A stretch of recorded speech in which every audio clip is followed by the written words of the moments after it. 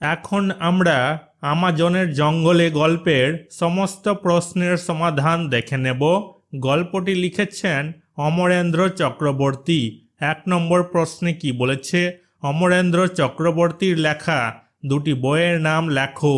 উত্তর লেখা হয়েছে অমরেন্দ্র চক্রবর্তীর লেখা দুটি বইয়ের নাম সাদা ঘোড়া ও আমাজনের জঙ্গলে। 2 নম্বর প্রশ্নে কি বলেছে? ভ্রমণ পত্রিকা ছাড়াও তিনি আর কোন পত্রিকার সম্পাদক? উত্তর লেখা হয়েছে ভ্রমণ পত্রিকা ছাড়াও তিনি ছেলেবেলা, কর্মক্ষেত্র ইত্যাদি পত্রিকার সম্পাদক। 3 নম্বরে কি বলেছে? ঠিক উত্তরের তলায় দাগ দাও। 3-1 লেখক গল্পটিতে যে জায়গার উল্লেখ করেছেন সেটি হলো আমাজন। 3-2 আমাদের একেবারে সামনের নৌকা থেকে ভারী সুরেলা বাজনা ভেসে আসছিল।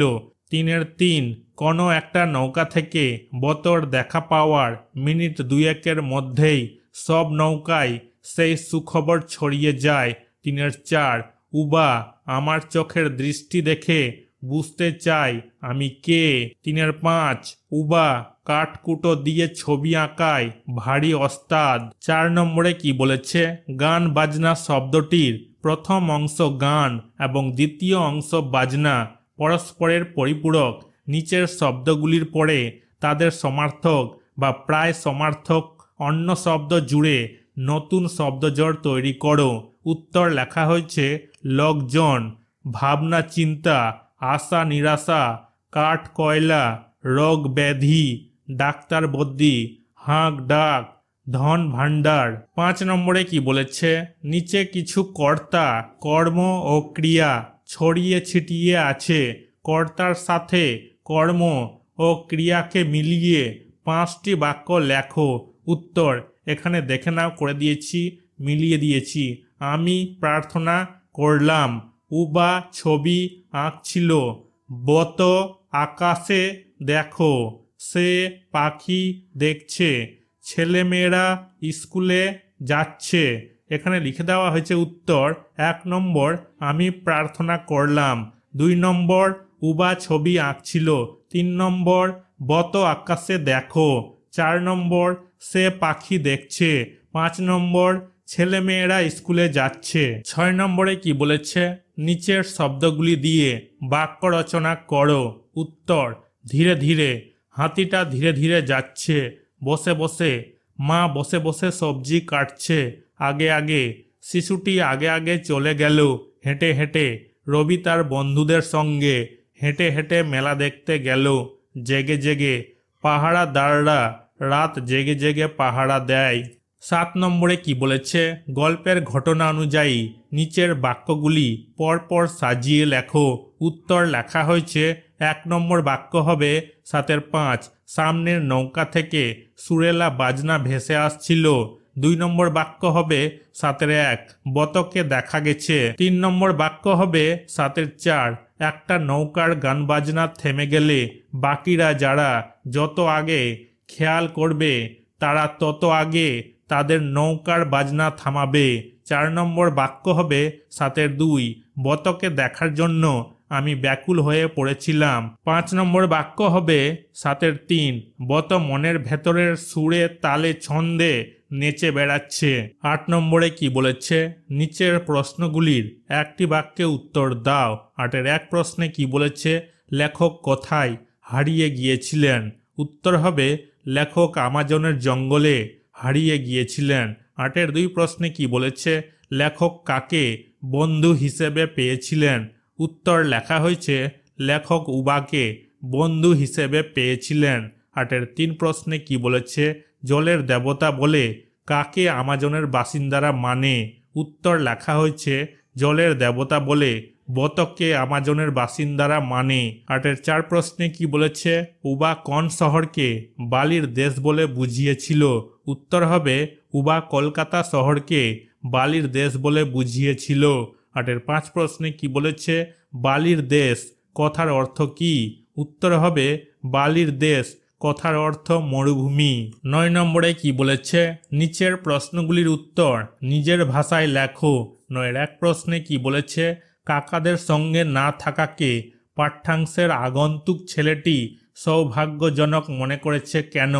উত্তর লেখা হয়েছে অমরেন্দ্র চক্রবর্তীর রচিত আমাজনের জঙ্গলে গল্পে আগন্তুক ছেলেটি কাকাদের সঙ্গে থাকলে সে আমাজনের সুন্দর জঙ্গল, নদী, চাঁদ ও মানুষজনকে দেখতে পেত না।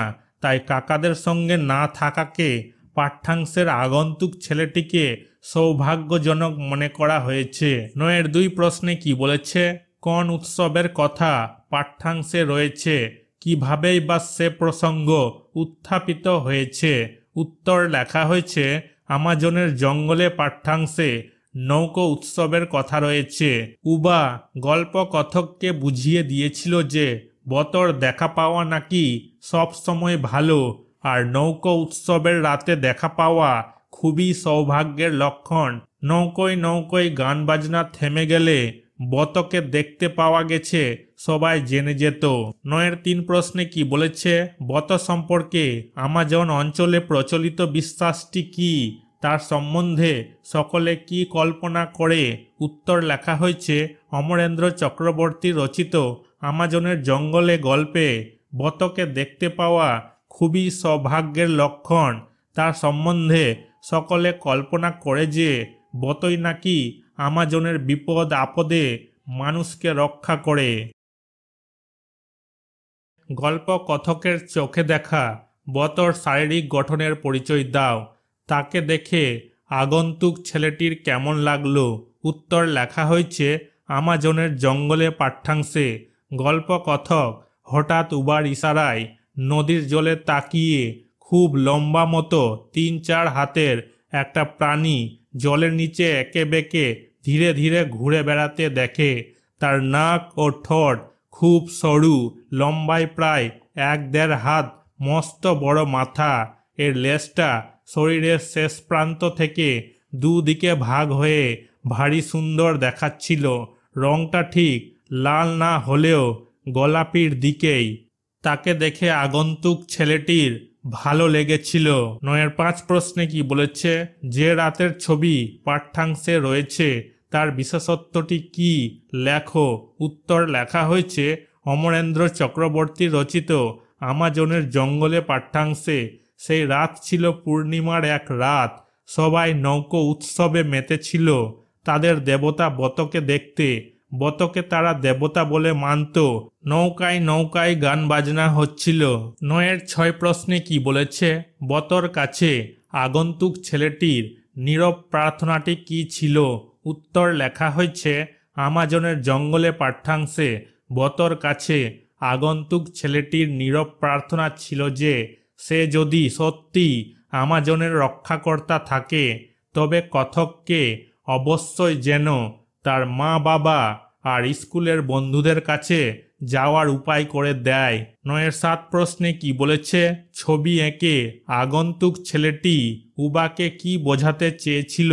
উত্তর লেখা হয়েছে অমরেন্দ্র চক্রবর্তী রচিত আমাজনের জঙ্গলে পাঠ্যাংশে আগন্তুক ছেলেটি ছবি এঁকে নিজের কথা, তার বাবা মায়ের কথা, বন্ধুদের কথা, স্কুলের কথা, কলকাতা শহরের কথা, শহর ভরা ঘরবাড়ি, গাড়ি ঘোড়া, দোকান বাজার, লোকজনের কথা উবাকে বোঝাতে চেয়েছিল। 9-8 প্রশ্নে কি বলেছে?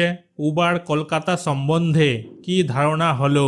উত্তর লেখা হয়েছে আমাজনের জঙ্গলে গল্পে উবার কলকাতা সম্বন্ধে ধারণা হলো যে সেখানে জঙ্গল নেই, পাখি নেই, প্রজাপতি নেই, বড় বড় নদ নদী নেই ও শুধু বালির দেশ। 9-9 প্রশ্নে কি বলেছে? কলকাতা সম্পর্কে উবার ধারণাকে বদলে দিতে তুমি কি কি করতে চাও? লেখো। 9-10 প্রশ্নে কি বলেছে? কলকাতার আকর্ষণ ছাড়িয়ে দিতে উবা যে জগতে আগন্তুক ছেলেটিকে আহ্বান জানিয়েছিল তার বর্ণনা দাও। উত্তর লেখা হয়েছে কলকাতার আকর্ষণ ছাড়িয়ে দিতে উবা আগন্তুক ছেলেটিকে আমাজনের সবুজ বনজঙ্গল, পাখি, প্রজাপতি, নদ নদী এইসবের মধ্যে থাকার আহ্বান জানিয়েছিল। 10 নম্বরে কি বলেছে? ঘটনার পাশাপাশি কারণ উল্লেখ করো। উত্তর কারণ ঘটনা। ঘটনা 1 নম্বরে কি লেখা আছে? সামনের নৌকো থেকে ভারী সুরেলা বাজনা ভেসে আসছিল। কারণ কি হবে, নৌকো উৎসব ছিল। ঘটনা 2 নম্বরে কি বলেছে, উবার ফিস ফিস গলায় শুনতে পেলাম বত বত। কারণ কি হবে, বতকে দেখা যাচ্ছে। ঘটনা 3 নম্বরে কি বলেছে, সকলেই গান বাজনা থামিয়ে যতটা সম্ভব নিঃশব্দে চারিদিক থেকে গোল হয়ে প্রথম নৌকোটার কাছে ফিরে আসতে থাকে। কারণ কি হবে, বতকে দেখতে পাওয়া গেছে জেনে। ঘটনা 4 নম্বরে কি বলেছে, জঙ্গলে ঘুরতে ঘুরতে উবা এক দিন হঠাৎই হাঁটু গেড়ে মাটিতে বসে পড়ে।